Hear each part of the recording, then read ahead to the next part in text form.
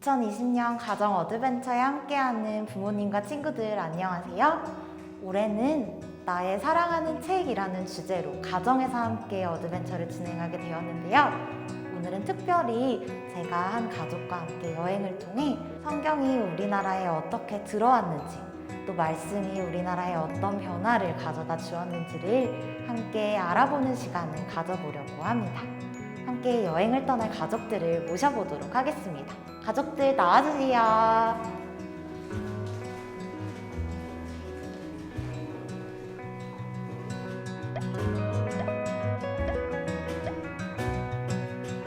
네, 안녕하세요. 오늘 저와 함께 여행을 떠나게 되셨는데요. 간단한 소개와 소감을 우리 시우에게 부탁드릴게요.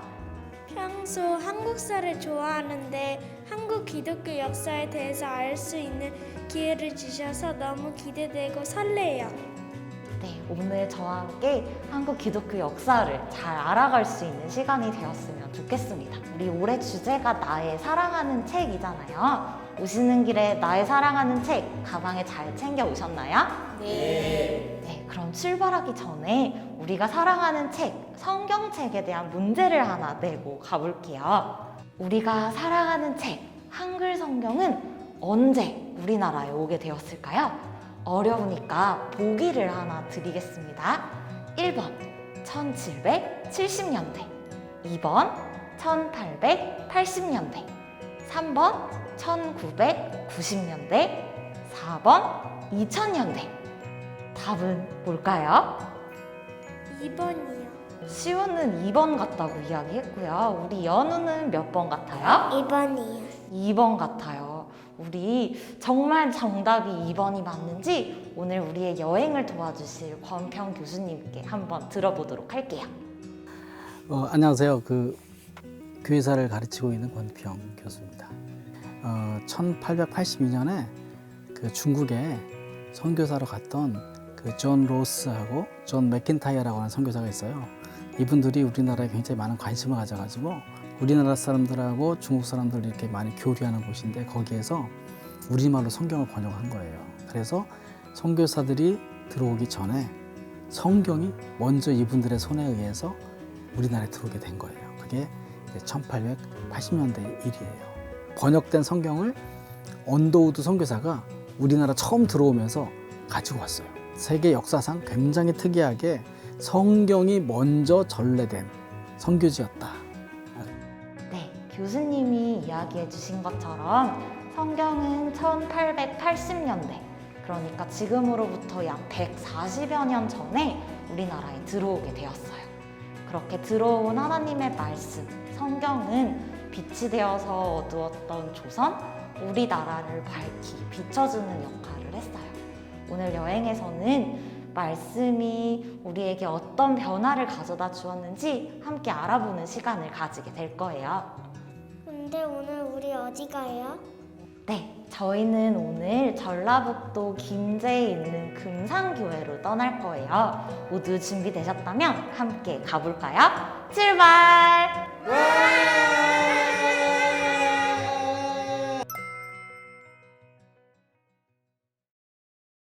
네, 저희 지금 열심히 김제 금산교회를 향해서 달려가고 있는데요. 오늘 우리가 열심히 달려가는 차 안에서 이야기하고 싶은 건 역사 속에 있는 우리나라의 인물들이 포함되어 있어요. 우리나라 역사를 잘 살펴보면 초대 대통령이었던 이승만 대통령이나 아니면 도산 안창호 선생님처럼 훌륭한 분들이 굉장히 많이 계시는데요. 이분들이 우리 친구들 아마 몰랐겠지만 선교사님들에게 직접 교육을 받거나 선교사님들이 세우신 학교에서 교육을 받으셨던 분들이에요.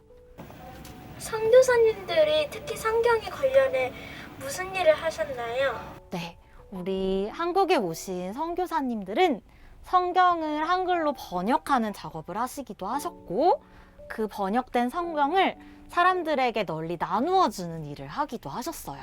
그분들은 이렇게 힘든 일을 하셨나요?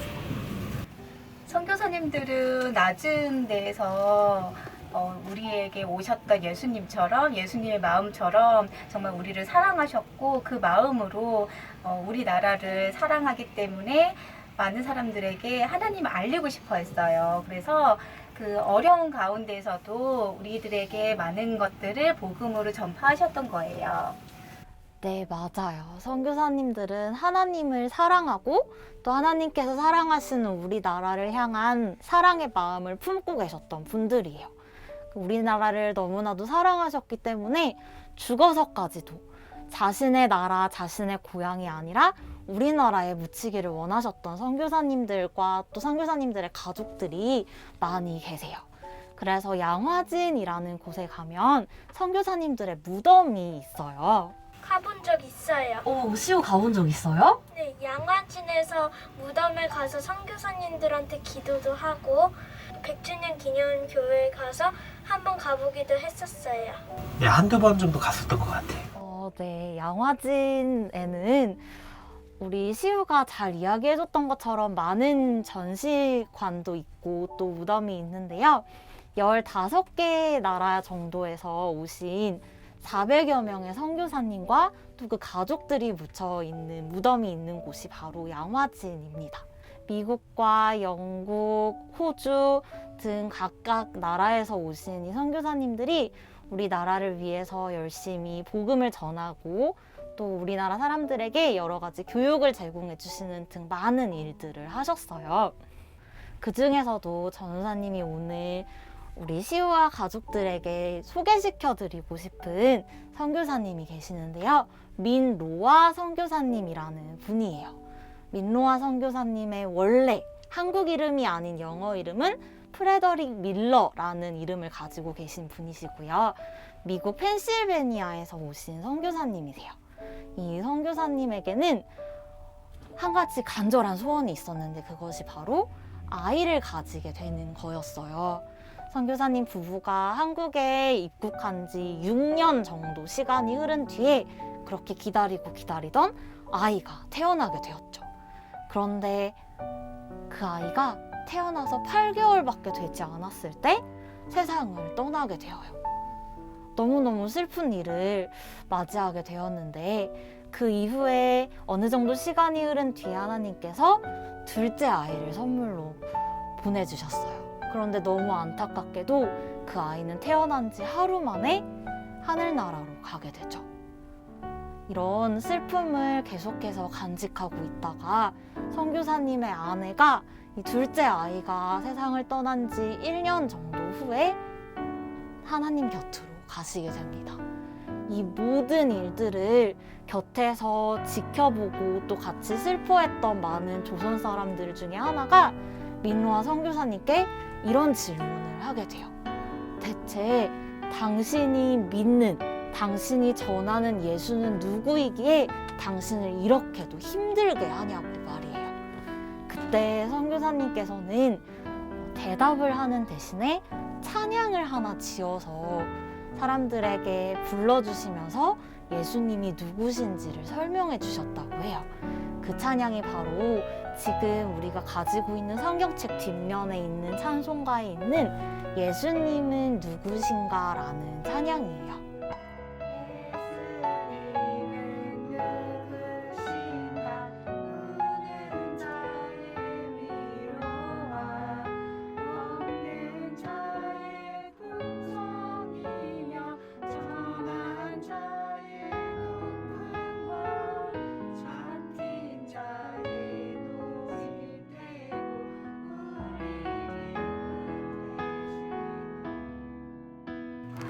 선교사님들이 왜 이렇게 우리나라에 왔었을까? 어떤 이유로 왔었을까? 사실 상당히 좀 이해하기 힘든 부분인 것 같아요. 정말 그런 부모가 아이를 사랑하는 마음이 아니었으면은 정말 하나님이 주신 그런 애틋한 사랑이 아니었으면은 어떻게 이렇게 와가지고 희생을 하시고 누가 알아주지도 않는데 섬겨주시고 예수님의 사랑을 전할 수 있을까? 그러니까 하나님을 믿는 사람으로서 크리스찬으로서 많은 걸 또 배우게 됐고 또 저희가 또 그렇게 살아야겠고 또 우리 아이들에게 그렇게 가르쳐줘야겠다는 생각을 좀 많이 하게 됐어요. 전 세계 여러 나라에서 한국으로 수많은 선교사님들이 오셨어요. 그리고 그 선교사님들은 전국 각지로 흩어져서 예수님을 전하고 하나님의 말씀을 나누어 주는 일들을 하셨어요. 그리고 저희가 지금 열심히 달려가고 있는 호남 지역에도 많은 선교사님들이 활동을 하셨는데요. 그 중에서도 저희가 지금 가는 김제에는 미국에서 오신 테이트 선교사님이라는 분이 활발하게 활동을 하시면서 사람들에게 하나님의 말씀을 전하시고 또 교회를 세우는 일을 하셨어요. 저희가 이제 그 금산교회로 함께 가보도록 하겠습니다.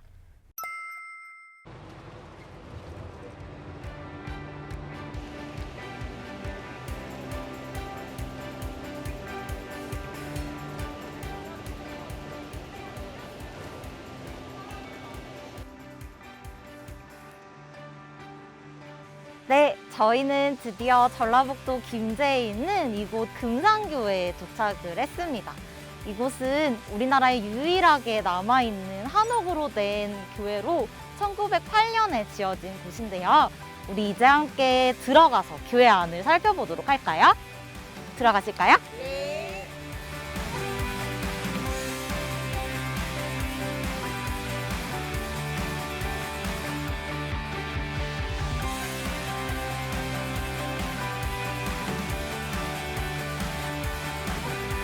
이렇게 교회가 멋지게 옛날 모습을 그대로 간직하고 있어요. 네, 저기 보시면 한국 기독교 사적지 제2호라고도 붙여져 있고 교회 역사에 중요한 의미를 가지는 것뿐만 아니라 우리 한국 역사에도 아주 중요한 의미를 가지고 있다는 거를 우리 이걸 통해서 알 수 있을 것 같아요.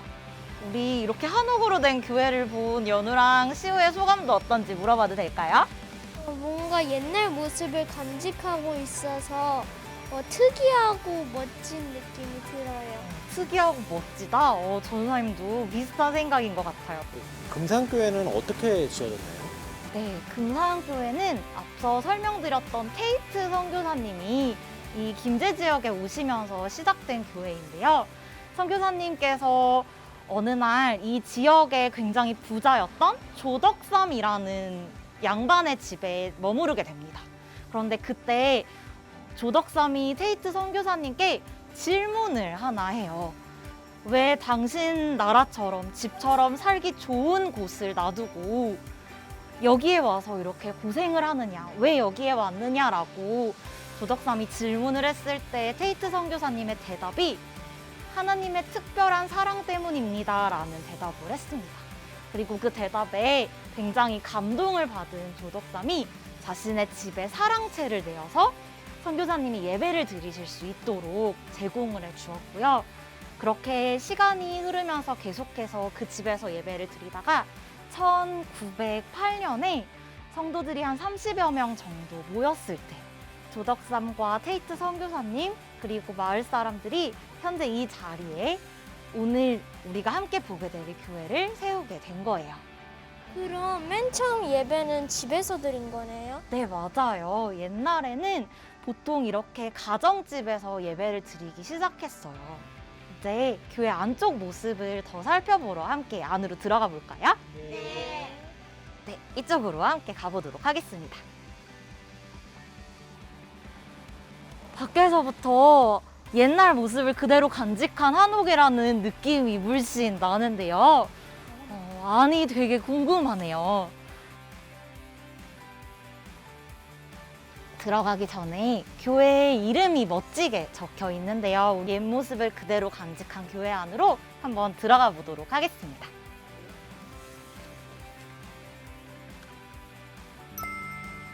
저희 안쪽으로 한번 한 바퀴 돌면서 교회 내부의 모습을 보도록 하겠습니다. 들어가자마자 정면에는 헌금함도 보이고요. 창문도 우리가 지금 집에 있는 창문의 모습은 아니에요. 네, 창호지로 되어 있는 정말 옛날 한옥의 모습을 그대로 간직하고 있고요. 커튼도 보이고 옛날 소상화 그리고 의자들도 있고 옛날 오르간도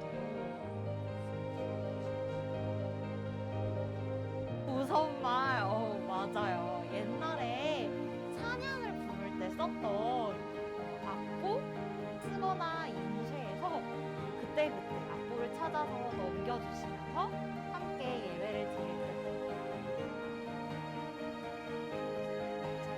찬양을 불렀다고 합니다. 그래서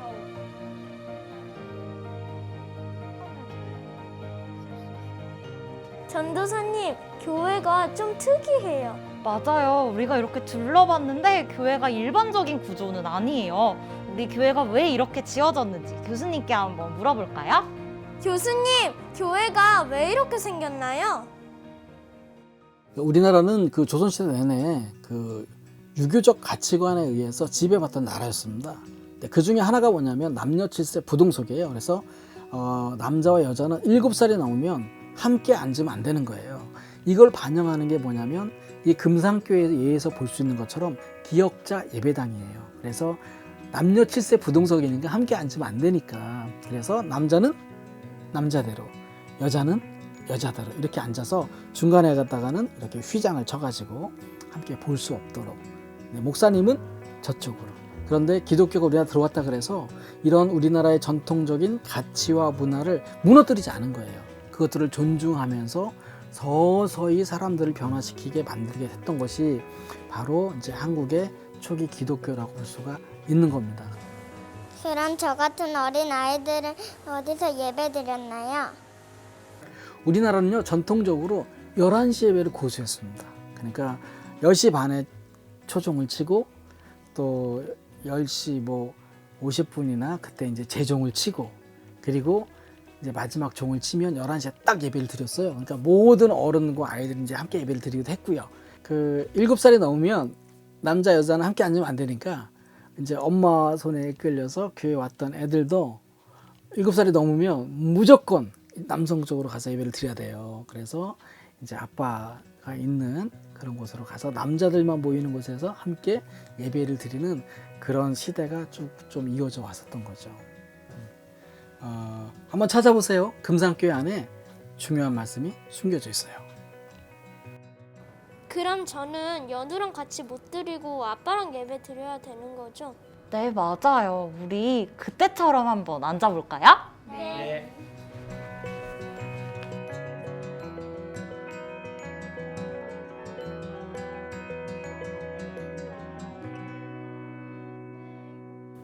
전도사님, 근데 교수님이 교회에 말씀 숨겨져 있다고 하는데 얼른 찾아봐요.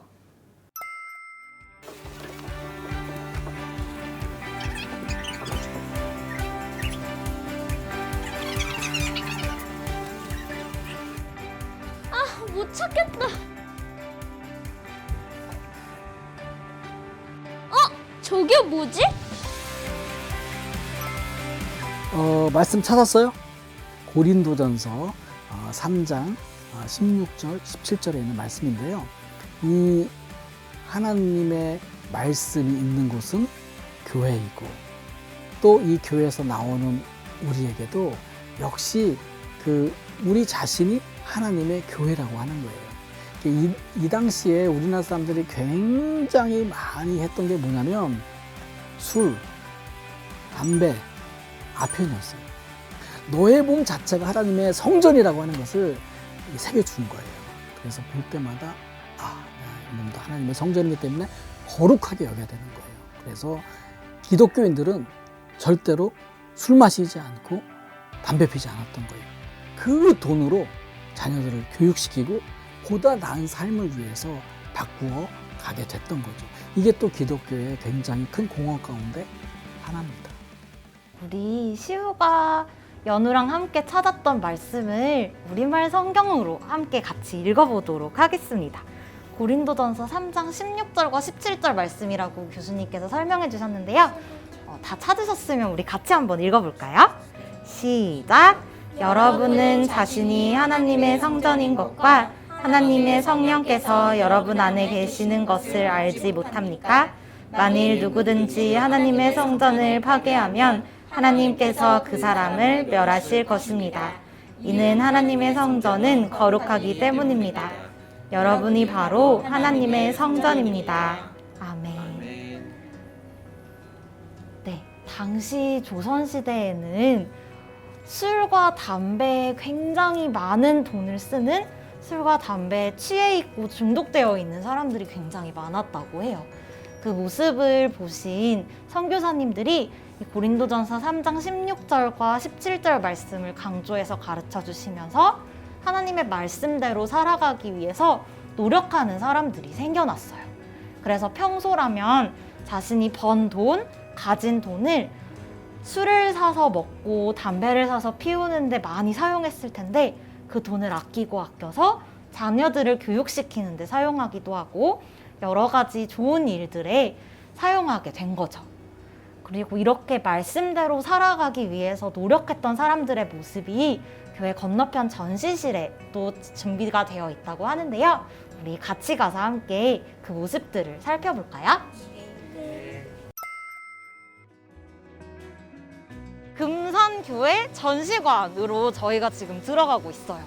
전시관 안에는 또 어떤 모습이 담겨 있는 역사들이 있을지 우리 같이 문을 열고 한번 들어가 보도록 할게요. 멋지다. 옛날에 어떻게 예배 드렸는지 여기 너무 잘 모형이 준비가 되어 있네요.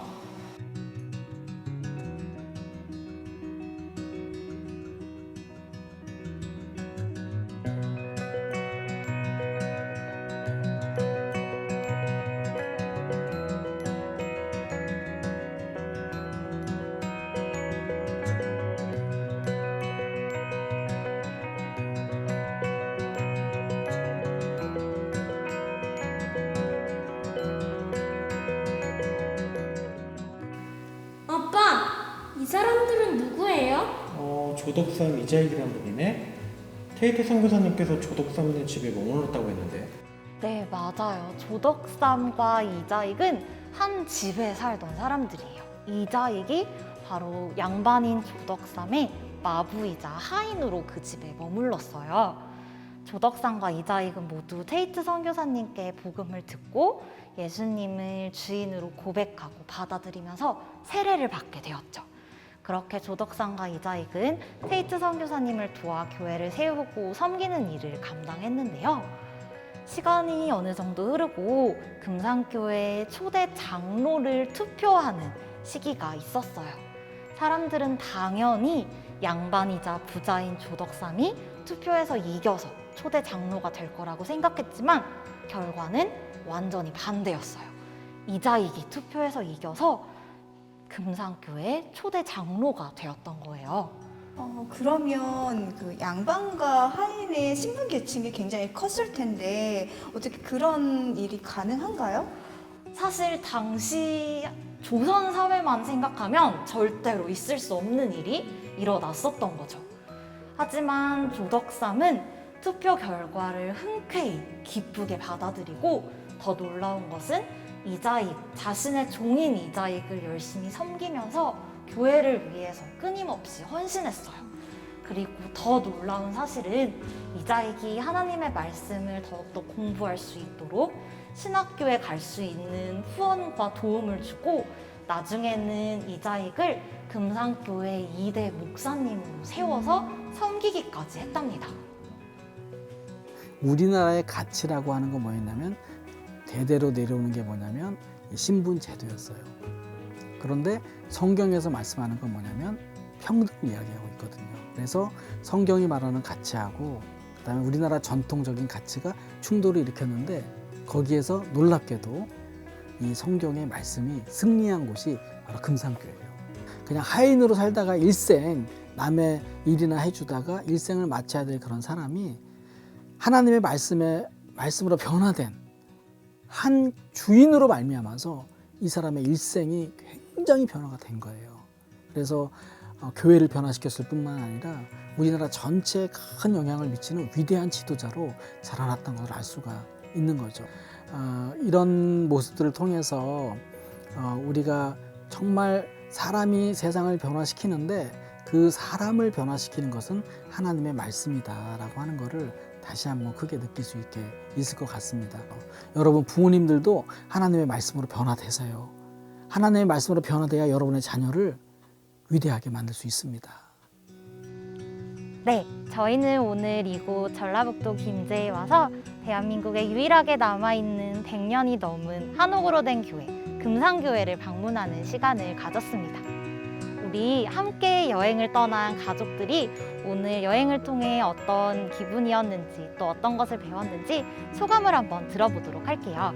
우리 시우 먼저 오늘 어땠는지 이야기해 줄 수 있나요?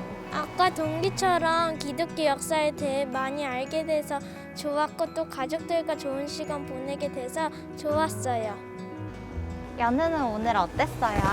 오늘 정말 재밌었고 그리고 엄마랑 아빠랑 오빠랑 같이 재밌는 시간을 보내서 정말 좋았어요.